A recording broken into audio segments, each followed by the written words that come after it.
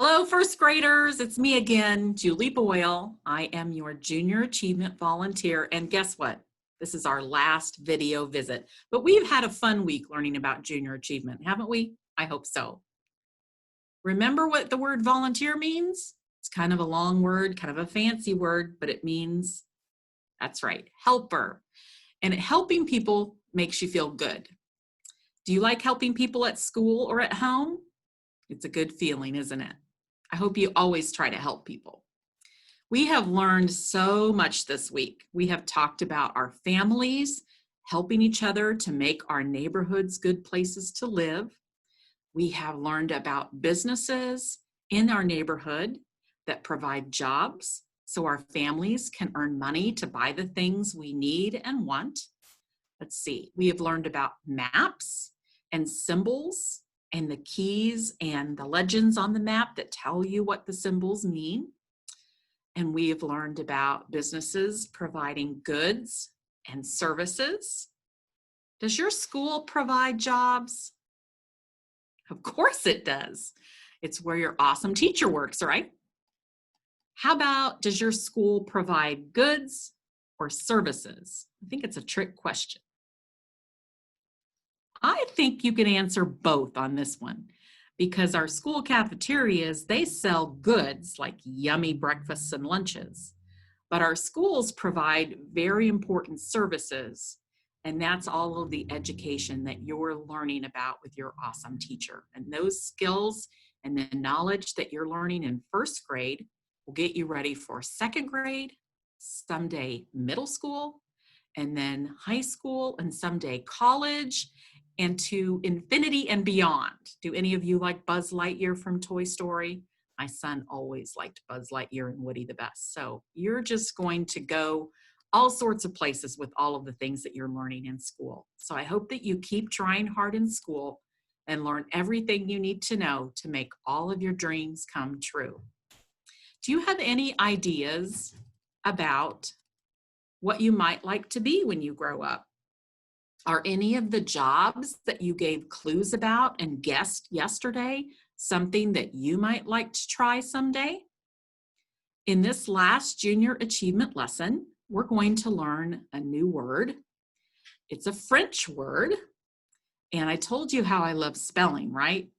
Well, this word is pretty long, and I think it's pretty hard to spell. It's not one that I can usually spell. Sometimes I have to look it up. Today's word that we're going to learn is entrepreneur. Got a lot of E's in it. Entrepreneur. Do any of you know what an entrepreneur is? Have you ever heard this word before? Well, I wonder, do any of you watch Shark Tank at home on TV? It's a TV show where people who have ideas for new businesses, they come into the Shark Tank, they call it, and they try to get money from investors to start their new business. Well, those people are entrepreneurs. Entrepreneurs come up with great ideas and create new businesses so they can give people jobs and they can sell goods and services that families need to make their neighborhoods great. Entrepreneurs build businesses and they provide jobs so our families can earn money. Have you ever heard of the entrepreneur Sam Walton? His business is in our neighborhood. In fact, there are two of them in our neighborhood. And they're all over the country also. It's a big store where you can buy groceries and toys and clothing and all sorts of things. And can anybody guess the name of this huge store that Sam Walton started? The name has the first part of his last name in it. Wall. Can you think of a store that starts with Wall? Of course you can. It's Walmart. Everybody goes to Walmart, right?